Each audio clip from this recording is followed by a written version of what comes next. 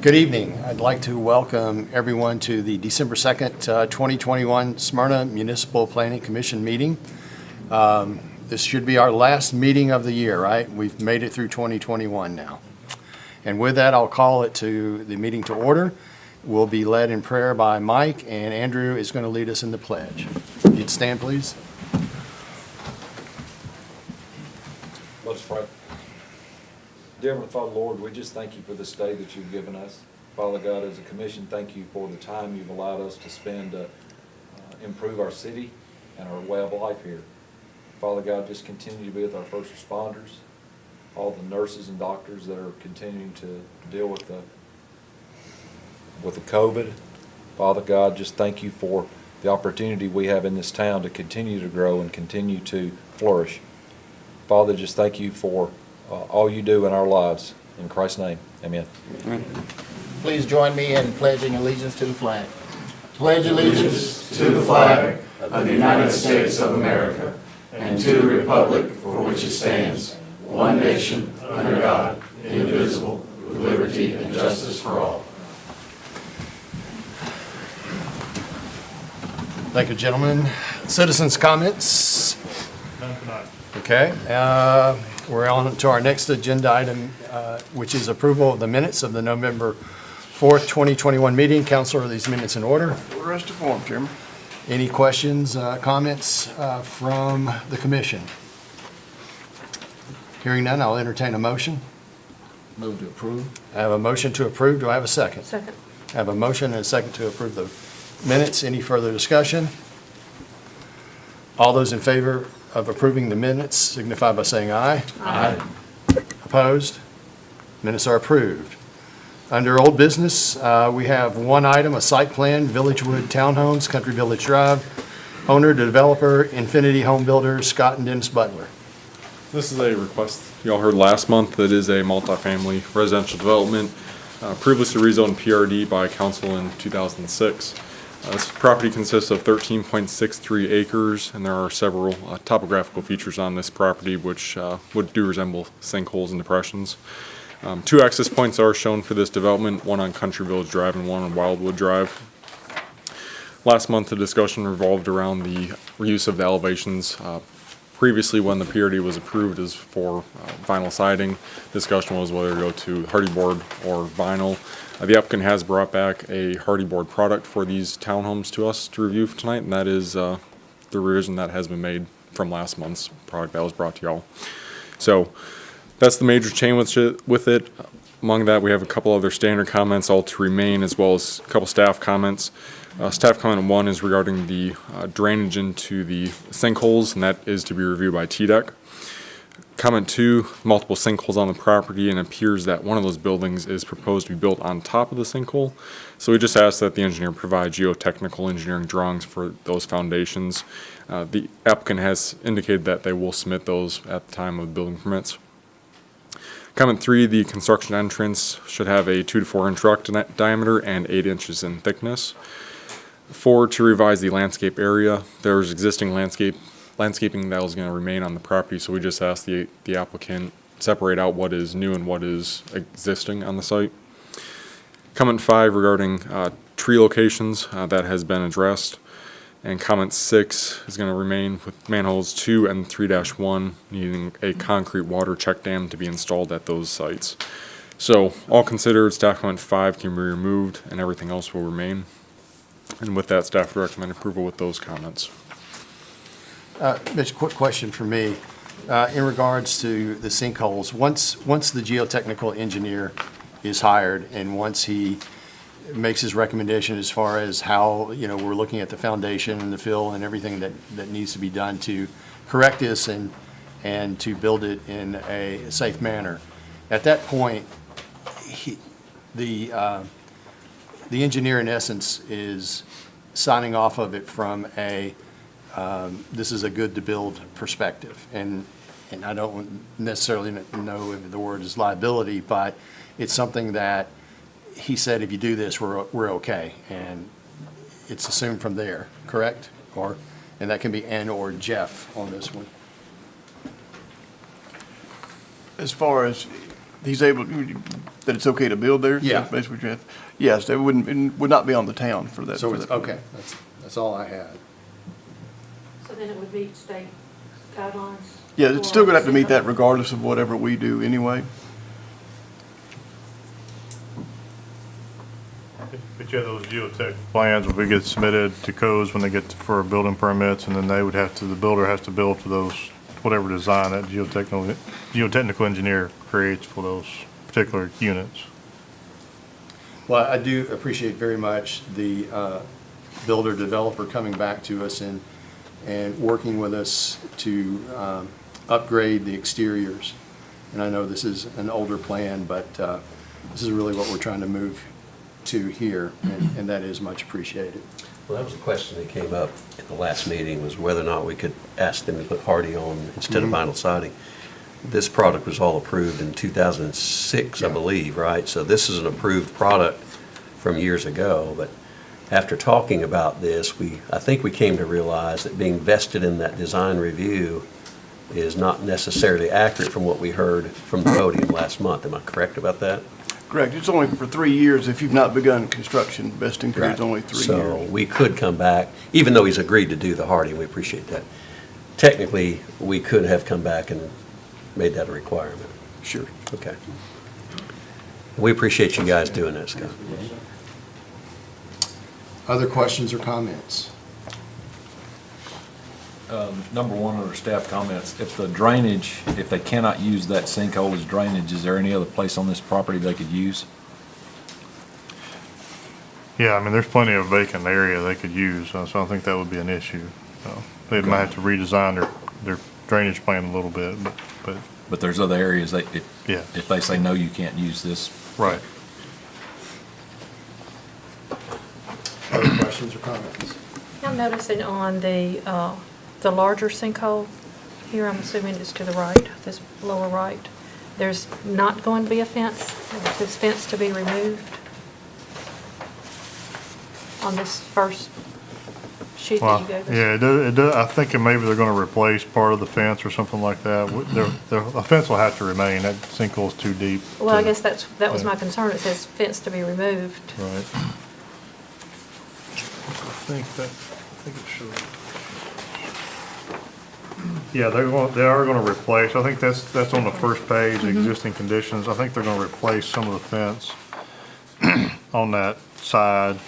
Because if you look on the second sheet, they're in that same area. I think they're gonna relocate, maybe take some of that fence down and relocate it in another location, but still around the sinkhole.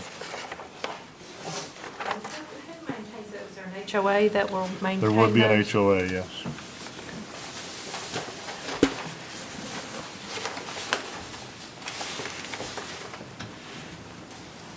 Good. Amy? Good. Okay. Other questions, comments?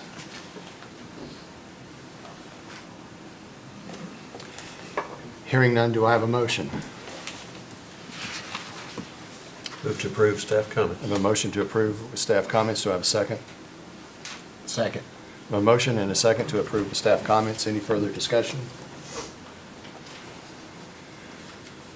All in favor of approving this signify by saying aye. Aye. Opposed? Motion carries.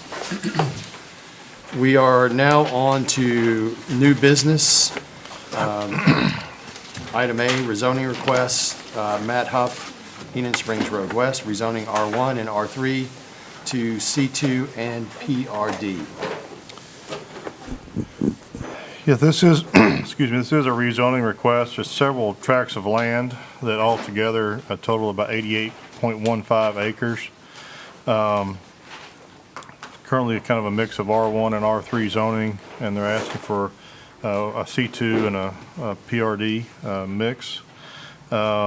Surrounding zoning is a mix of R1, R3, C2, and the Cedar Creek Townhomes PUD, which is townhomes and then two commercial lots. Future land use plan would support a mix of office, retail, multifamily for the front portion of this area, and then medium-density residential, 5 to 9 units per acre for the rear and / northern portion of the area. The major thoroughfare plan shows Wildwood Drive and Percival Street both as collector streets through this site, and both are shown as being extended with this plan. The request is for 21.87 acres to be rezoned C2, with 66.28 acres to be rezoned to a PRD. Within that PRD, there will be 128 single-family lots, 70 townhomes, and 74 age-restricted townhomes.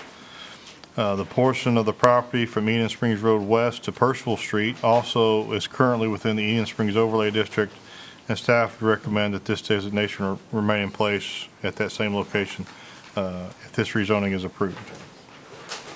The road connection from the current termination of Percival Street, which is actually on the school property, north to Wildwood Drive, will be constructed as a part of this development. The town would work with the developer and the school board regarding some right-of-way that might need to be dedicated there for that extension. The developer would do the construction of the roadway. The school board has indicated they would work with us and dedicate the right-of-way. It wouldn't be a cost to the town for that at all. That's not what that was meaning, just to be clear. Before building permits can be issued for Phase 4, vehicular access must be available from both Eden Springs Road West and the Spring Hill Drive Tamlin Avenue connection to meet the fire code. That's really kind of an informational comment for them. There was a traffic study done for this. It had some improvements recommended, and those would be required to be implemented if this development is approved. There is a strip of land on the north side of Wildwood Drive, which is actually owned by the town. There is a gentleman's agreement that this development would kind of take over the maintenance of that area. They are also showing a potential for part of that to be used as one of the stormwater ponds for this development.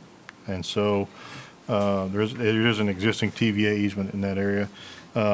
We asked them to provide the formal agreement for maintenance of this area and the use of it as a pond. They have agreed to do that, looking at it kind of with a phase when that area would actually be a part under development. Comment number 9, part of the area shown as parcel 51 is shown on the property assessor's map. And another parcel, map 33, group B, parcel 50. Basically, there's some parcel lines that are where the property assessor's map and the request didn't exactly agree, and spent a lot of time working with the developer's representatives and have received some surveys, some legal descriptions. There's most likely, it appears that the map from the property assessor's map may have some be wrong in that area. This is on the west side of the development, and so I believe we've kind of cleared that up, at least in my mind, that they haven't requested parcels or a portion of land to be rezoned that they don't have control over or own, and I believe that has been clarified, so we can really remove that comment. Comment number 10, we'd ask them to show on the plans how the open spaces will be maintained. Staff would recommend an HOA with a third-party management company. They did add that to the plans, except that it would be owned by an HOA and that the HOA may contract with a third party. I would recommend that we say that it will be required to be contracted to a third party, because I think that's a standard we've done on all of our PRDs. So comment number 10 would need to remain on that. Comment number 11 regarding open space calculations, there were some inconsistencies in how they were shown. That has been addressed and can be removed. Comment number 12, we'd ask them to clarify some of the front setback details. On the front building setbacks on the single-family lots, the setback to the front of the house would be 20 feet, but the setback to the front of the garage would be 35, similar to what we have done on a few other PRDs. And so they did clarify that, and that is shown correctly now. So we can remove comment number 12. The 74 units, there's some inconsistency. Some of the places it was calling them, they were age targeted, some of them age restricted. They have clarified that they are those 74 units are age restricted. So that is consistent through the site, so we can, or through the plan, so that comment can be removed. We had recommended some additional parking be shown for the amenity center and the townhome portion of the development, and they have added some additional parking, and I'm fine with what they have shown now with that additional parking they've added. We also asked them to show the mail kiosk location and parking, and that can be kind of be combined with that amenity center, and that has been shown now, so we can remove comment 15 as well. And then comment 16, there was a water line shown kind of crossing the corner of a lot, and we'd asked them to move it into the proposed right-of-way, and that one has been addressed, so we can remove that one as well. So really comment number 10 and then 1 through 8 are all that's left on this. We spent quite a bit of time with this particular developer, and their representative has spent quite a bit of time working through this process with us, and they spent a lot of time looking at things, and so I think they've tried really hard to present a plan that would be consistent with our land use plan, as well as consistent with the kind of the goals we have in that area, and so I can certainly recommend this approval of this to you. I think that's all that I've got. The non-age restricted townhomes, is that a two-car parking pad in front of each? Yes. Are these garage loaded? I think there are garages, but I think they're alley loaded, actually. It'd be in the rear. Okay, I'm with you now. Yeah, there's an alley with the parking in the rear.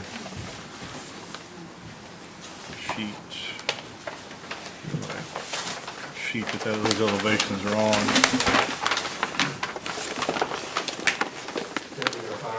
Fire standards with the way that's set up with the alley? Yes, yeah. The width of the road will be there, and they actually are, they're going to be set up so that we can enforce parking as well as parking in the street. They're going to be public and have the fire lanes and all that stuff called out.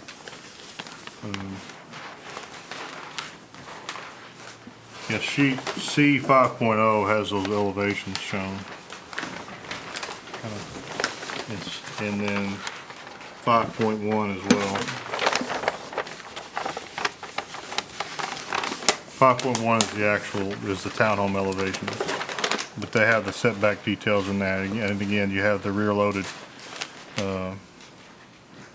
garages, but with the parking and everything in the rear of all the units on the townhome.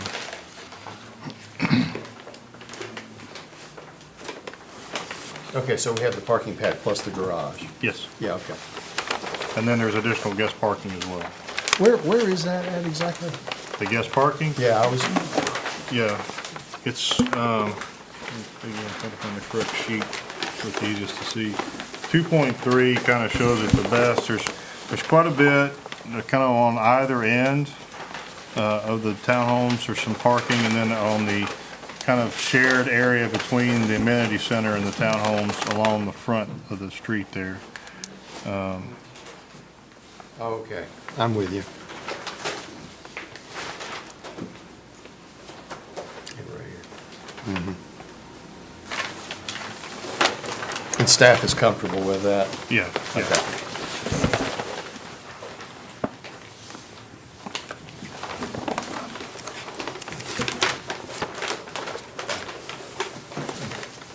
On item 10, where it was recommend, this is something that we've, as a commission and as a council, have required that. So if a motion were to be made and it were to be favorable, I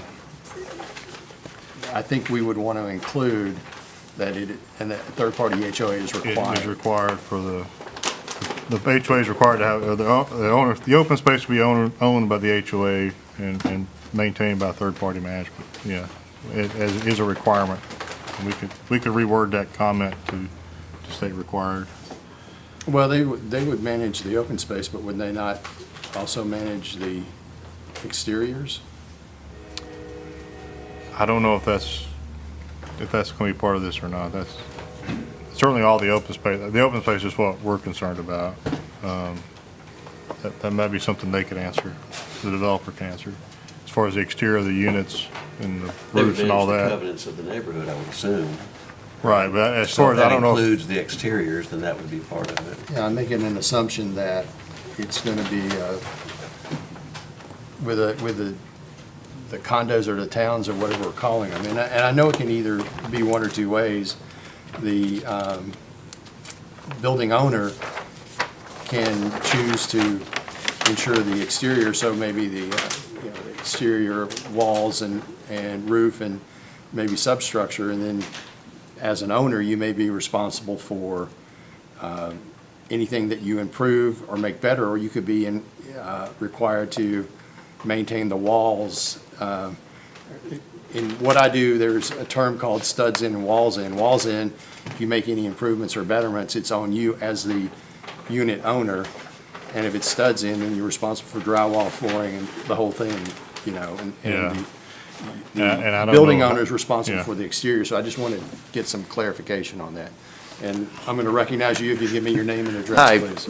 Matt Huff with Gamble Design Collaborative, 553 Rosedale Avenue, Nashville, Tennessee, representing the planner on the project. So to specifically answer that question, I think it is expected that the HOA would take care of the exterior of the age-restricted townhomes for sure. And I'm not sure about the 24 and 26-foot regular townhomes. That's something we've yet to discuss, but that's certainly something we can discuss, and are happy to, work through that with you all. I also have just kind of a brief presentation that I'm happy to give if you all would like, or I'm also happy to just answer questions if that's what you'd prefer. I'll ask the pleasure of the commission here if you would like to hear a presentation. It's very, very brief. Go ahead. We like I'd like to hear it. I just want to explain kind of the design intent for the layout. And I will kind of, so that you all can see what I'm talking about, I'll point at the screen up here. Let's make sure this is working. Okay. So, as you know, the comprehensive plan calls out this front area as office, retail, and multifamily residential. So it could technically be apartments. What we're currently showing is commercial up in this area and transitioning from this Enon Springs corridor back to the single-family neighborhoods that we have back here, and from the Rocky Fork Middle and Elementary School north to the neighborhoods again. So that's why you see townhomes in this area and townhomes in this area as you transition from that higher intensity use to the lower intensity use. I know that age-targeted units are something that have been asked for here in Smyrna, and something that we're happy to provide, and we think that it's a really good place for it, for the reasons that I just talked about. Now, aside from the transitions of uses, one of the things we're most excited about for this development is that central park feature. And in your sheets, I know you all have taken the time to look at this already, but on page 15 or C 4.0, you can see this central park feature. And what it really is it's the anchor for the culture of the neighborhood. And our goal would be to preserve as much of the tree canopy that we can there, to create that privacy in between the homes and the park, but also to provide a central space for gathering and community, where you can walk your dog in the dog park, or you can play with your kids in the playground, or there's an open space amongst the trails where you could play a pickup soccer game. And then the center of that would be the pool and amenity area, which would have restrooms and storage for the pool. And as you were just speaking of, it's also where the additional parking for townhomes and amenities would be. So they'd kind of share that parking. I think there's about 40 spots for the amenity and about 20 spots for the townhomes, 60 or 70 total. And a great deal of sidewalks. The number one amenity in neighborhoods these days is walking. And we want to provide that ability for people to walk from the north end of the property to the central park, and then from there to the commercial area or to the schools to the south. So that's really the presentation that I had, but I'm happy to answer any questions you've got, and our whole team is here as well to help out. Matt, is the Central Park concept, is that where the TVA line runs through there? So the TVA line runs right, oh gosh, that is right there to the south. So it's behind the product? Yes, it's just south of the townhomes. So the townhomes here, it's in between those townhomes and the school. And then it crosses the property kind of between the age-restricted townhomes and that other, the first Okay. kind of I section knew of there was a single line in family. there somewhere. Yeah, like that.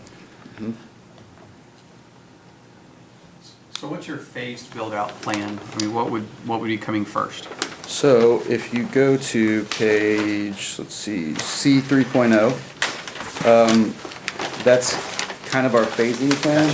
Now, so we're kind of looking at a north to south approach. We would hope that the amenity, right now, the plan is that the amenity would be in phase 2. We always like to have that amenity as early as possible so that the first people that move in can reap the benefits of it. And then moving down toward the Enon Springs corridor.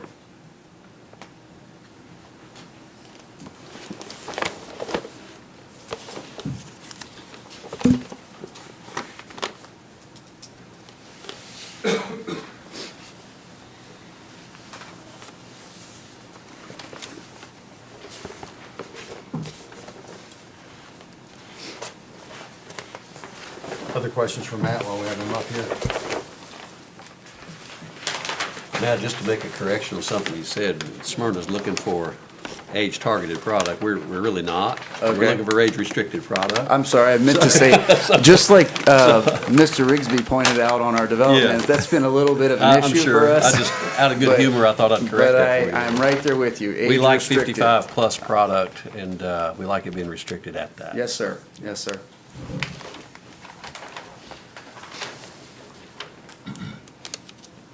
Other questions?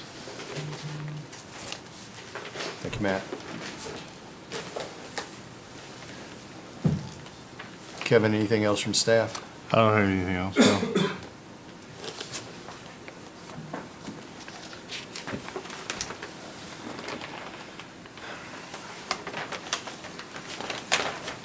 I'll give everybody a few extra minutes here.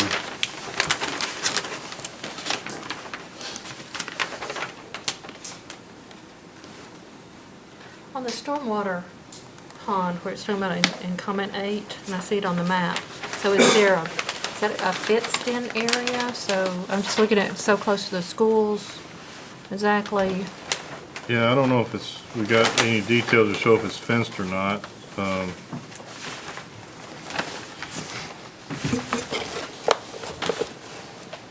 Yeah, they're not showing fencing there. I don't know that there's, and it might be something we could look at I because didn't know, you're right, I mean, it it is. doesn't show like how It's deep. directly across the street. Of course, it is across Wildwood Drive, so hopefully there wouldn't be any kids over there, but, I think we can, yeah, I don't know that we really know how deep it would be or if it would be something that's only gonna have water at limited times, that sort of thing, to really know if we need to have a fence around it or not. I see I'm showing stormwater right at the schools. I'm looking at C 2.0.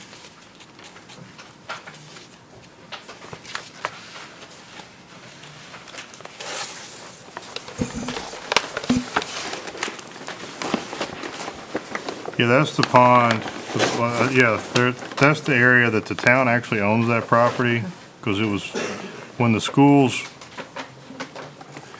built there was that property, and there's a couple other tracts of land, which one of them we're gonna be, certainly the town would be utilizing in a different location.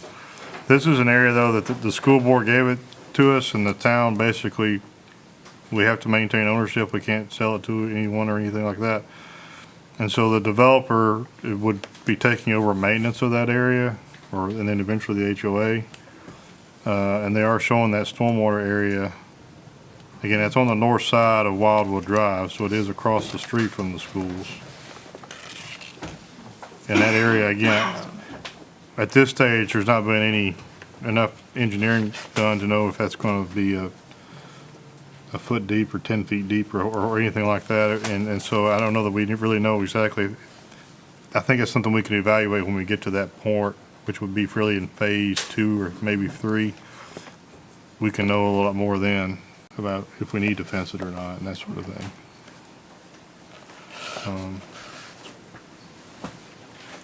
We have, I don't know, I understand where you're coming from, being so close to an elementary school like Right. that, you know.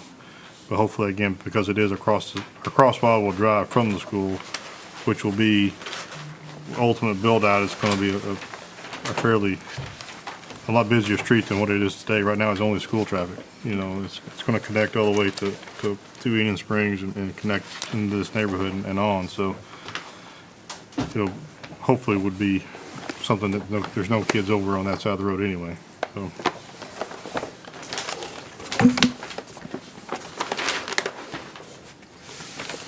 Other questions or comments?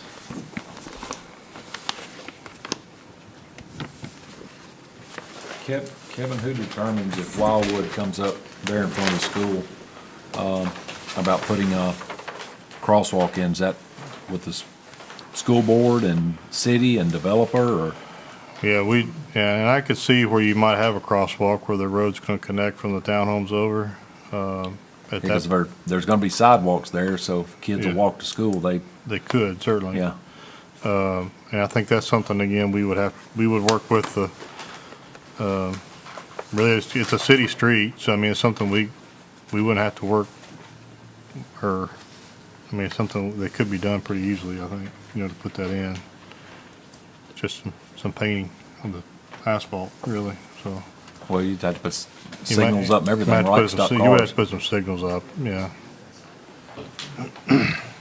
It could mean the county would have to put another guard up there, just to make sure, because Potentially, because Yeah. again, you're gonna have quite a bit more traffic on that road. got a lot. If the Spring So- Hill, does it tie back into Spring Hill up on? It will eventually, yes, it already is tied into to where Spring Hill was built. Eventually, where Spring Hill is gonna connect to that part of Spring Hill is gonna connect to the north to the rest of Spring Hill. Right, so That's you're gonna something get that- traffic out of there too. So you're coming gonna in. there'll be a connection there as well as back, eventually again, back to Union Springs, so. So if people come in Spring Hill and come down the road, they're gonna go to that intersection to get to the school. Sure. So you're gonna Well, funnel I mean, I don't more. know exactly how all the traffic flows, but yeah, as far as the school drop off and pick up traffic, but. Yeah. But certainly there's gonna be additional traffic on Wildwood beyond, right now it's only the school traffic, Right, so right.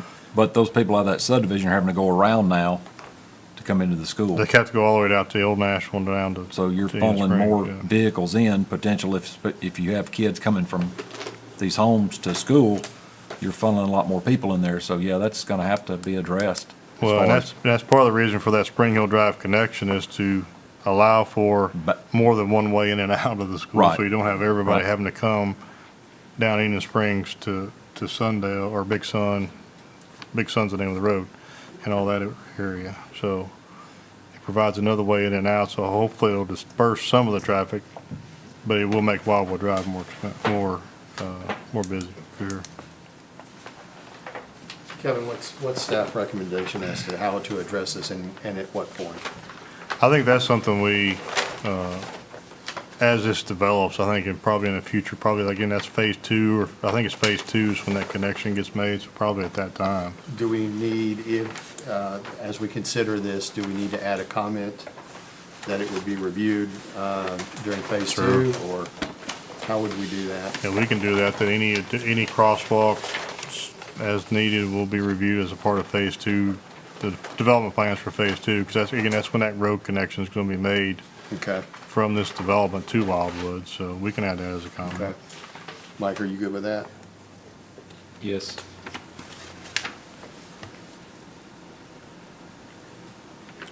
Does present another problem for the school, tying in back to Enid Springs, because you've got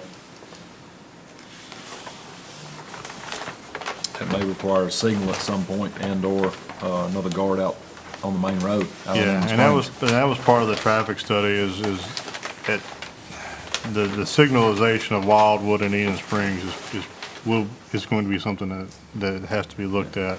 Well, those corners Sure. there, it's probably gonna be a gas station pretty quick.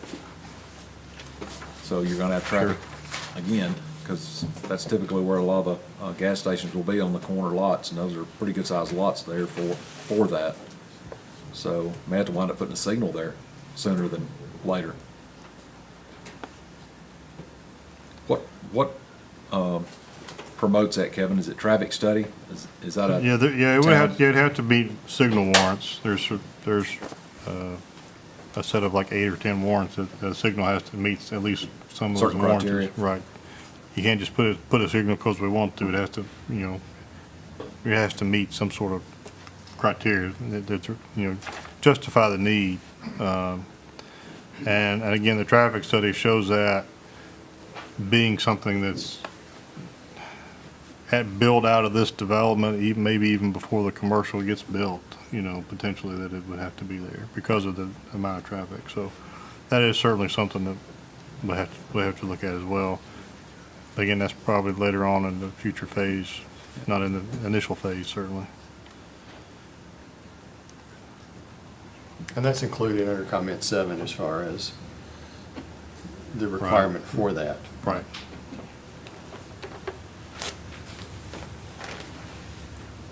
I just know between the homes being proposed to be built plus the school, there are gonna be peak times where it's gonna be tough getting in and out, even with the, crossing guards out there.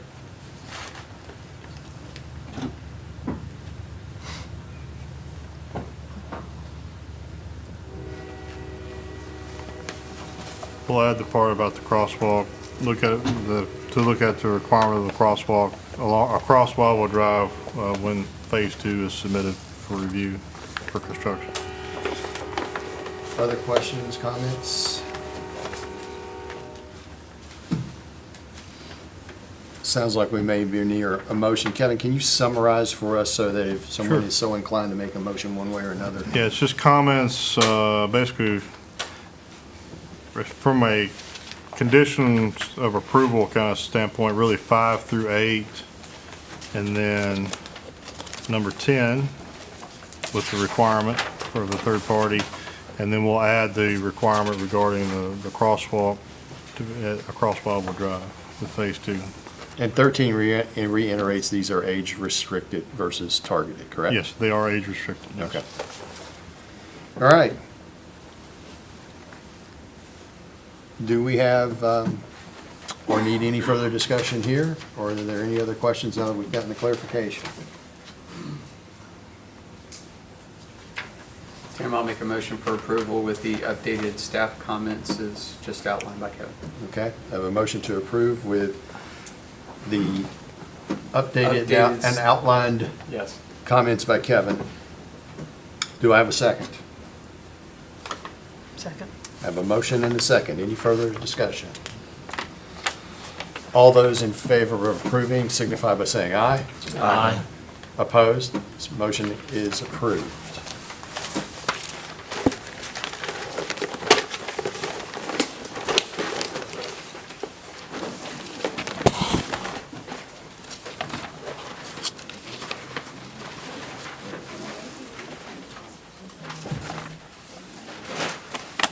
Okay, our next item under new business is final plat, 6070 Seminary Road, 6070, 6092, Seminary Road, 4572 and 4580 Poplar Wood Road. Owner, developer, Sami Said. Yeah, this is a final plat. It's 3 lots on .77 acres in the R3 zone. This is a tract of land that was annexed into the town several months, even maybe over a year ago now. And so there's an existing house, there's 2 tracts now, and there's an existing house on one of those tracts. Essentially, we're taking those 2 tracts and then reconfiguring them into 3. And so there will be 2 additional houses would be built with this. We had a few comments. Comments 1 through 5 are really all standard comments, and those would need to remain. Comment number 6 regarding the sewer line relocating, they basically had it shown in one location. We'd asked them to move it to a different location along the front of both lots along Seminary Road. That has been addressed and can be removed. And then comment number 7 was regarding extending the sewer main to the western property line of Lot 2, just so that it can be extended in the future if needed. And so that has been addressed as well. So comments 6 and 7 can be removed. And then the rest of the comments we had, which are basically 8 through 17, are all from Consolidated Utility District, and so they would need to review those. So this is for everyone's information, just because it is on CUD's system, and sometimes there are issues with fire flow on their system in some locations. That is not an issue here, so that's not for them. They have adequate flow for fire protection. So with those amended comments, staff would recommend approval. Okay. Questions for Kevin? Does it show where the hydrant's at, Kevin?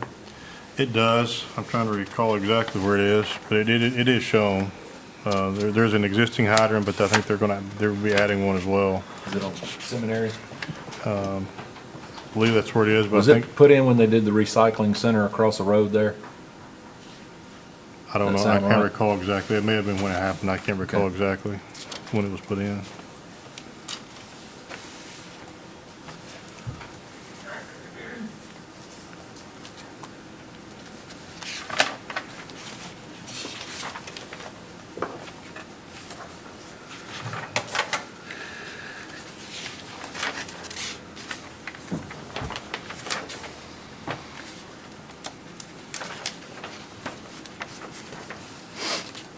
Further questions?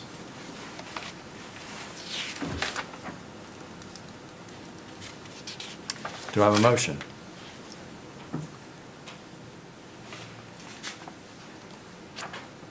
Move to approve staff comments. I have a motion to approve with staff comments. Do I have a second? Second. I have a motion and a second to approve with staff comments. Further discussion? Hearing none, all in favor of approval signify by saying aye. Aye. Opposed? This motion carries.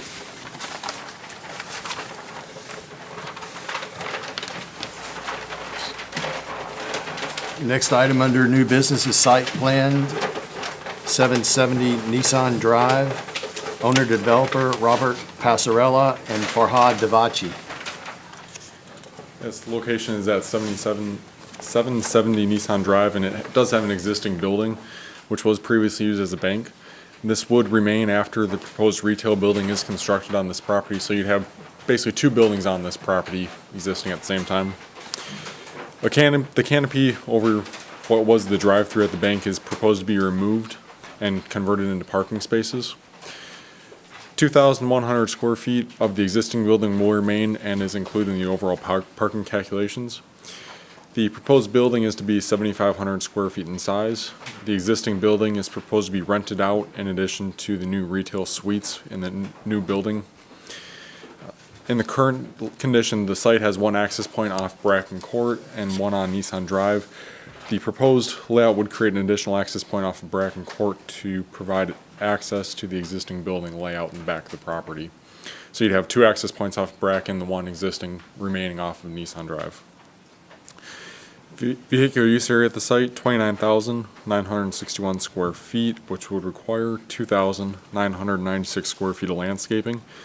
Applicant's proposing for 3,911 square feet, meeting that requirement.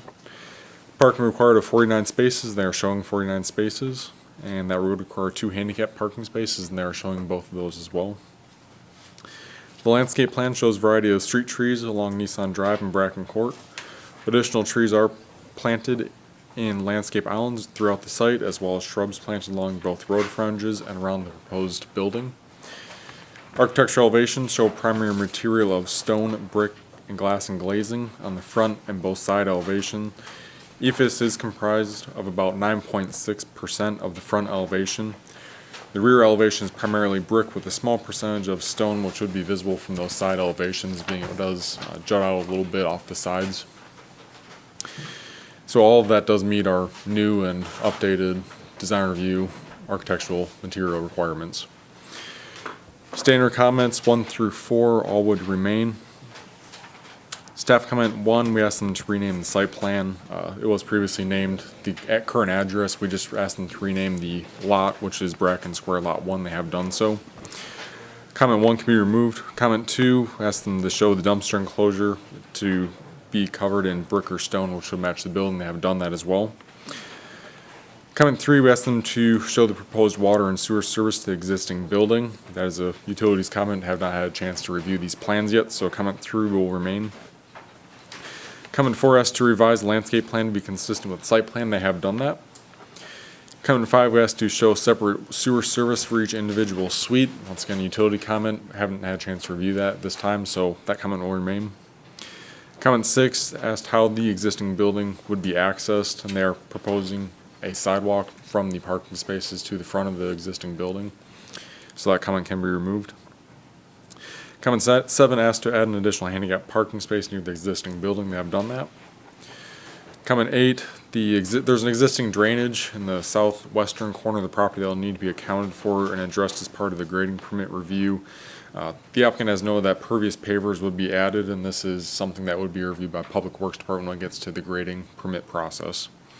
So we'll just leave that comment to be remained at this time. Comment 9, we asked them to submit an auto turn using the Town of Smyrna ladder truck. They did show a auto turn, however, the truck does show there's some lines that where the front of the truck is leaving the paved surface. The wheels may not, but the front of the truck is, and the fire department does not like it when the truck leaves the paved surface because it has the ability to run over obstacles such as landscaping, trees, and such. So we asked them to rework that auto turn so all parts of the truck remain over paved surfaces. Comment 12, the square footage of the building on the site plan varied from what the architect drew on the architectural plans, and that has been clarified. So the overall building is going to be 7,500 square feet, and that comment can be removed. Comment 11, if this site plan is approved, the address for the existing building would change to 111 Bracken Court, and the new building would be 772 Nissan Drive. More of a informational comment more than anything else. There is an additional comment to be added on this as well.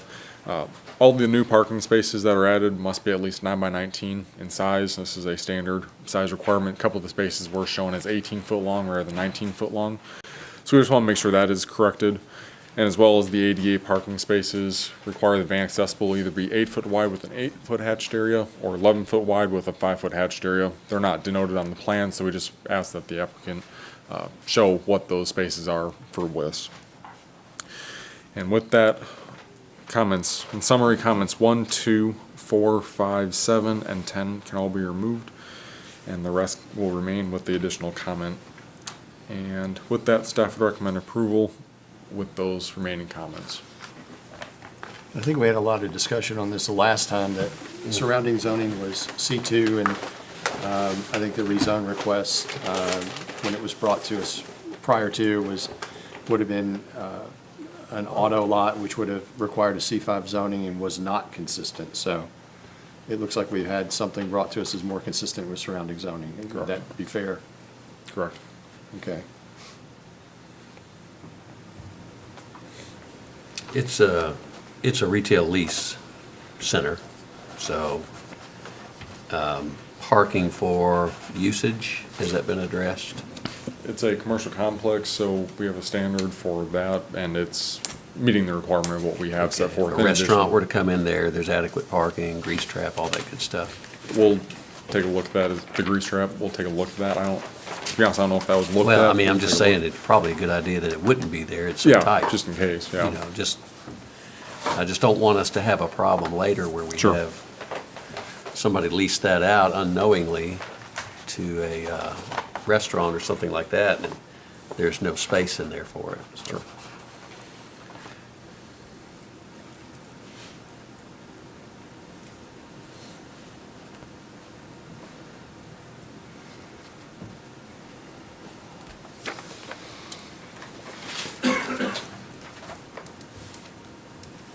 Any other questions for Mitchell? Staff?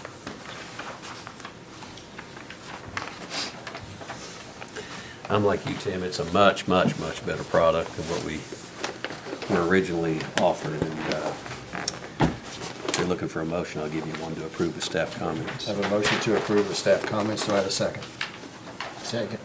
A motion and a second to approve with staff comments. And Mark, I am going to agree with you, and not only the zoning is consistent, but when you look at the elevations here, it's really consistent with what we're seeing around that area. Any other questions or discussion? Hearing none, all those in favor of approving signify by saying aye. Aye. Opposed? This motion carries.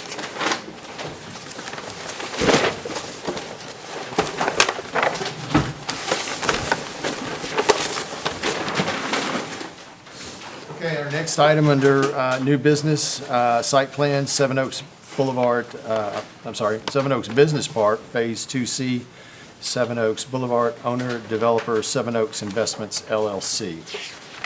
This is part of the Seven Oaks Business Park, and it's proposing for an 8th building expansion. This is at 883 Seven Oaks Boulevard. This new proposed building is to be 16,000 square feet in size, which is within a couple hundred square feet of the other buildings on this property as well, so it's fairly consistent. The building would not be visible from Seven Oaks Boulevard. It is positioned behind the existing residential townhome development that does front Seven Oaks Boulevard. This is the final building to be added to this parcel at this time. However, there's an additional parcel to the west, kind of positioned more northwest. It is vacant at this time. That parcel is proposed to be built out in the future for additional buildings. Access to the site would utilize the existing ingress and egress off of Seven Oaks Boulevard for the primary access point to this development.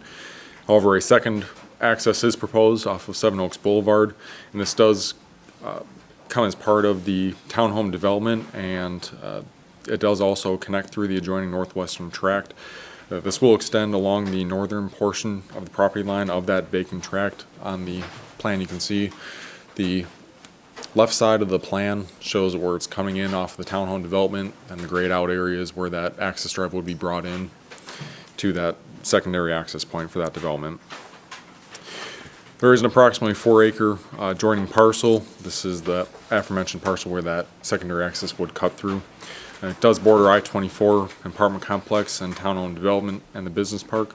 And this is that additional parcel which the office warehouse buildings could be developed on in the future.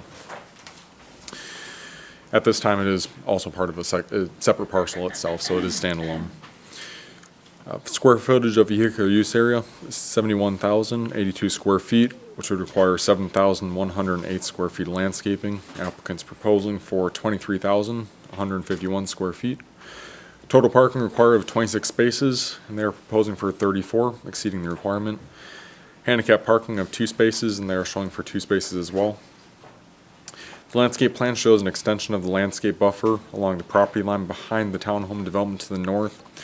If y'all can remember, during the previous development for this phase 2B, it was part of the discussion that there was going to be a additional landscape buffer between the townhome development and this tract as well as a 8-foot privacy fence included as an additional buffer, and that would be extended to cover this portion of the development, so it wouldn't be visible as much from that adjoining townhome development. Additional trees are also proposed to be planted along the property boundary of I-24, with trees planted in landscape islands around the building. Architectural elevations show the front and both sides to be brick, with the rear of the building using metal panels and roll-up doors. And once again, these elevations are consistent with other buildings within this development. They all do have a similar feel and look to them. A couple standard comments all to remain, as well as a couple staff comments. Staff comment 1 is more so a informational comment. This is once the total aggregate building square footage for this site does exceed 124,000 square feet. At that time, all the future buildings will require to be sprinkled. So this is just more so a comment to the developers so they do know any future buildings would, if it does cross the 124,000 threshold at that time, they will be required to be sprinkled as part of the fire code.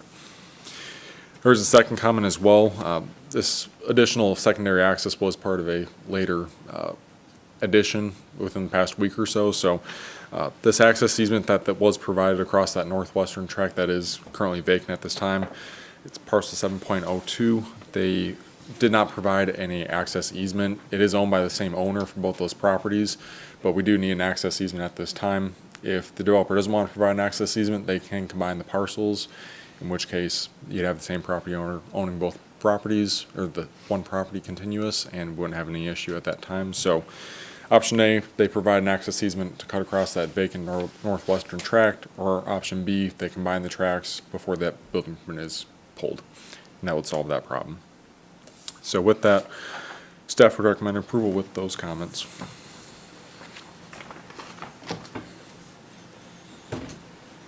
Questions for Mitchell? I think you addressed my questions. The consistency of this building is the same as the others, right? Yes. And we have all the buffers in place already, so that was my two things. Yeah, this is one of these areas where, you know, putting on my council hat, I've never had, been approached with any issues or whatnot between the commercial usage and the residential usage. It seems to have been very well thought out and has continued to be that way for years now.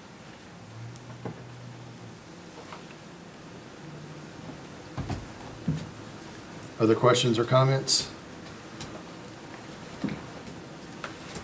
Do I have a motion? Make a motion to approve with staff comments. I have a motion to approve with staff comments. Do I have a second? Second. A motion and a second to approve with staff comments. Any further discussion? All those in favor signify by saying aye. Aye. Opposed? Site plan is approved.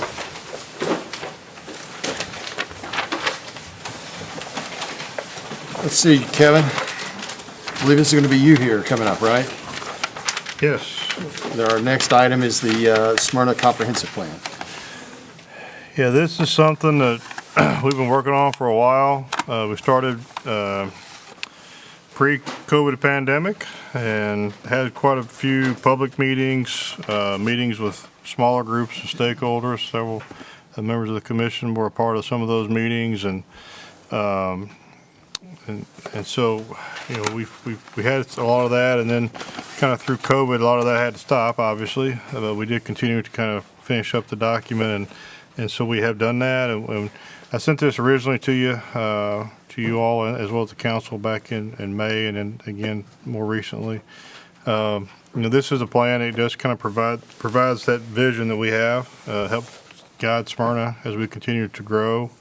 It includes a future land use plan, which is the big kind of the focus of it, I guess, that will help this body as well as the council make decisions on new developments.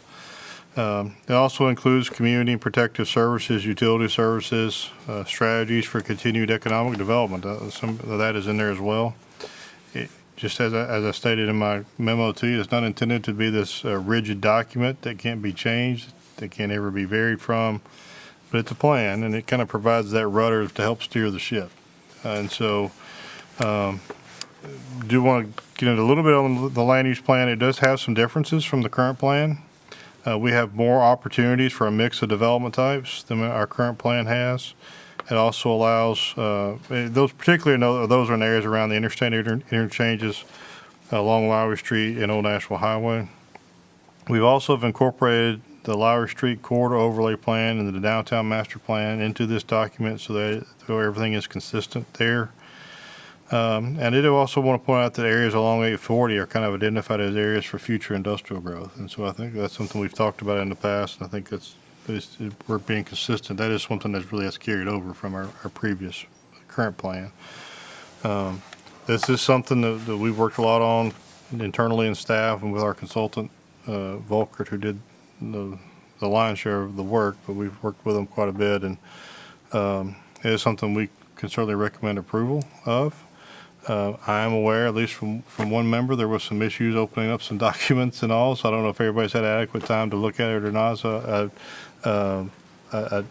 if you're not ready tonight to vote on it, I understand that, but it is something that we are ready to recommend to you. It's in a form now that we as staff are happy with and can recommend to you. So I'm happy to answer any questions that you may have. And I did. Let me skip Any questions or comments for staff on this?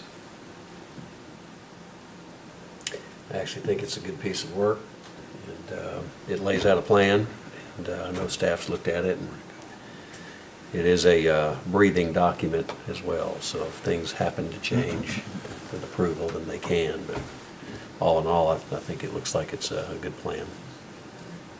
Yeah, and my impression was it addressed the areas that we're seeing as we continue to evolve and seeing a lot more in the way of kind of mixed-use developments and, you know, kind of that live-work type thing that may not have been as addressed or maybe received more clarification with what we've done here.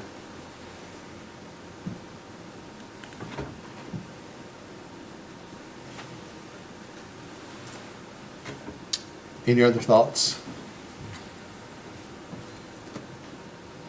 I know you spend an awful lot of time as a staff reviewing this and multiple meetings with the community, and I've seen a couple of these put together, and I do like, as you were just saying, you know, the mixed use, taking into account of a lot of what we're seeing. I also thought it interesting that the community feedback, I'm sure we're all hearing it as well, is reduced apartments, right, multifamilies. I think the combos that we're seeing of townhomes and single-family housing is much more attractive. We've got an awful lot of apartment complexes, and it's clear the community is saying they've got a lot of those that they'd like to see less of. Well, we hear that as well, but just to kind of clarify, when something is already zoned. Absolutely. And we don't have the ability or liberty to change that zoning, and that zoning was in place for all the years, that is mostly what you're seeing. Yep. Taking place in our town. If it's got the zoning for that density, we cannot change it. Yeah, Sam Ridley, the north side of Sam Ridley is prime example of that. That's been R6 for Right. many years. We all knew when it finally Yeah. developed, it was going to be a lot of apartments. So we hear it too. We're not too fond of them sometimes as well, but it is what it is when it comes to zoning. And if we could go back and rezone parts of town that we thought would have a better fit, we'd Yep. certainly do it. But there's only, as I recall, there's only maybe two or three more sites in town that have proper zoning for that type of density. So we're coming hopefully To the end of that. to the end of the approved portion of it, and then it'll have to come in on its face value from that point on. Well, and maybe to build a little bit upon that, when we are looking at the combination of towns and single family, you know, when you look at the single families, I was shocked. I think we was involved in a discussion where we were talking about a home that was maybe 2,600 square feet that was around over $600,000. Close to it, yeah. Yeah. So when you're looking at Affordability. our young folks and some of our workers are just getting started out, you know, and you look at the opportunity to buy maybe a town versus rent an apartment, and you look at what apartment rents are versus town, you know, we're offering that ownership, and not only that, but, you know, within that development, there's also the ability to move up as they grow in life, and there's also that neighborhood community feel where you're walking to restaurants or shops or whatever, you know, and this is the one we were looking at tonight, you know. Yeah. Mike was talking about walking to school. You know, we're seeing opportunities, especially for younger families, to do it in that setting. You know, when So- Linux first came out, you know, that was really the first real mixed-use design that was brought to us, and now seeing multiples like what we saw tonight with the Sims property, that's exciting. You know, the commercial, the residential, and the varying of the residential, plus the walkability, the parks, all of that really does drive more of a sense of community than, you know, some of the other developments that we've seen in the past. Well, and I think you hit upon a very key point when you said this was with the community feedback, when you were talking about here's what our community's asking for or looking for. Well, and it was brought up tonight about the age-restricted portion of, you know, 3 years ago, we didn't have anything age-restricted, and Tim and I can tell you, I've pounded that drum just about as loud as I can to get more product like that in town for our aging population. They want to downsize, they want to have that restricted style of living, no upkeep, that kind of thing, and we just didn't have it. Everybody in my industry was saying, I got to go to Murfreesboro to find it. So we've begun to address that. And sometimes I think there's portions of town that we have that coming, and somebody might think that is just a typical apartment complex, when in fact, we're offering something for our aging population to have that restriction. But to Tim's point, and to your point too, with the townhome product, it looks like apartments, although it's ownership for the most part. And nowadays, a townhome's $300,000, and we're a blue-collar community. We would like to think we're just, Franklin or Brentwood, and we're not. We don't have the professional office atmosphere that they do, and so affordability is a big thing for us. So we kind of fall on the sword of what do we do here?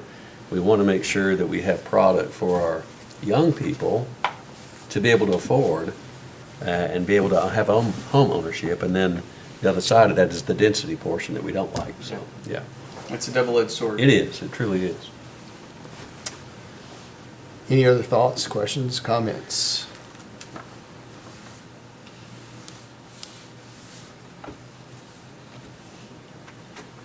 My only comment is, once this is approved, this all becomes the same terminology for all regulations and that we have. Yeah, And this I is- just noticed the different terminology on the two maps. Yeah, we've been using the current plan, because this wasn't adopted. We want to wait till this is adopted before we start using it. So, yes, certainly, yeah, if this is adopted, this becomes the plan that we start making recommendations when we have a rezoning request or an annexation request. So,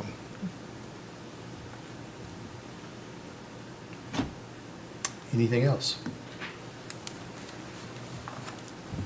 Do I have a motion? Move to approve. I have a motion to approve. Do I have a second? Second. I have a motion and second to approve the Smyrna Comprehensive Plan. Any further discussion? All those in favor of approving the comprehensive plan signify by saying aye. Aye. Opposed? It is approved. Our next agenda item is the December bond review reports. you have a few this time, and thankfully, I think we're going to be able to recommend release on a couple of them at least. The first one is Cantrell Farm, Section 4. This was just for a sewer maintenance bond. We've had that for a year now. Everything's done. We've got as-built, so we would recommend release of that one. The Ryan Smith Properties, is just a small sewer main extension that still needs to be done, and then submit as-built once it's done.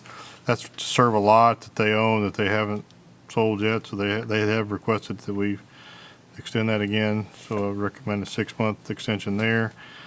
Creekstone Village, talked to that developer. He did say he would give me an update this week. I haven't received one, so I don't have anything to add on that from him. There are some items still to clean up, certainly, and to finish the topping there with as-built.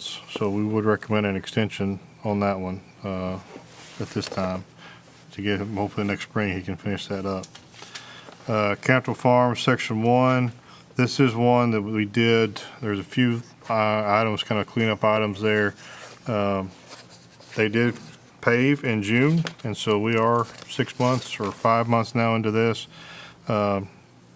This expires currently in July, so I would recommend a 6-month extension. So we've already had 6 months of driving on the current topping, and there's not had any issues there. Just reduce that to 10,000 and extend it 6 months to finish out the maintenance period. Dollar General Legacy Drive, we had it was for landscaping and sidewalks. They talked to that developer. He believes he should be able to have that sidewalk completed well before the due date of June 13th. So if that is done, we would recommend release of that just whenever they get that completed. That is an escrow, so that's an easier one to deal with for us. So just whenever they get that completed, we would recommend that it be released. And then Bankside, Section 5, Phase 1, everything's done there except that emergency access road that was required of them. They are trying to put that, we'll be looking at doing that when they make that connection to Kedron Church Road, which hasn't been done yet. So we would recommend just a 1-year extension on that one while they, hopefully by that time they can have plans in place to get that connection made. So, and that's all we got. I know we're coming up on winter and it gets tougher for paving, but when we get to the subdivisions where we're, 96 and 98, 100% built out, I'd really like us to, push our developers to get the roads finished, because Yeah. that's important for the people of the Yeah, subdivisions. it is, and most of them do. It's just sometimes, like we've got this one that we just talked about there, it's been a little bit slower getting things done. Most of them do go ahead and finish it up fairly soon, once they get to that 80, 90% threshold. Hey, I have a question for you, Kevin. Back up on Creekstone Village. So there's 27 and 28 lots built out, but the Public Works Department comments is quite extensive and would far exceed the amount of the bond to correct those Just- things. I would think being that far along in the development, some of this would have already been addressed, like lighting and curb and gutter areas and things like that. Yeah, a lot of it is some punch list stuff, and then there is obviously the topping and striping and all. Yeah, again, this is one we've had, this particular development and that developer, we've had, that's the only development, well, other than some mini stores he built, that's really the only development he has done here. So we don't have a lot of track record with him. And this was put in place 3.5 years ago. And it was Right. basically, everything was in decent shape at the time. We bonded the topping and everything. And so with inflation and cost of construction right now is one of the biggest drivers of inflation right now. So it's not. The bond amount we have would not be adequate really to cover that at this time, no, you're right. And so if we do get to the point that we have to call it, we probably have to go, try to get the money some other way from it, Hopefully, he'll do what he's obligated to do, and we won't have to worry about that. Well, I guess that's kind of the point, right, is that he was going to get back with you, he didn't. That's an extensive list. Right. I don't know what the rest of the commission thinks, but I'm not necessarily comfortable with extending that 6 more months. I'd like to hear what he's going to say, maybe extend it another month, and Okay, at least let him know that the city's paying attention to this one. okay. Yeah, we did have that conversation, a while back. It's been a year or two ago probably, but that's a good point because we do see it lag sometimes. Okay.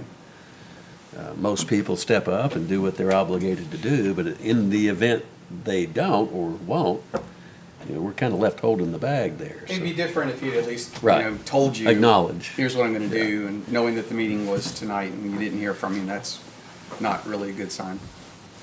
Was it that he didn't return your call? Oh, he returned, he basically said, he did get back to me and said, I will go out there next week, check on everything and give you an update. That was his response. So he did respond to me when I contacted him. But he never We know he followed has a back up response with me for this that. week. Right. It may be based upon what happens next week, maybe a letter from us. Oh, yeah, we'll get the letter. We're supposed to be sending letters out tomorrow to all these folks. Okay. With your action tonight. And so if it's a 1-month extension, we'll tell them it's a 1-month extension, provide an update prior to the January meeting on your progress in completing the project, and that way we'll consider an extension at that time based on that Yeah. update.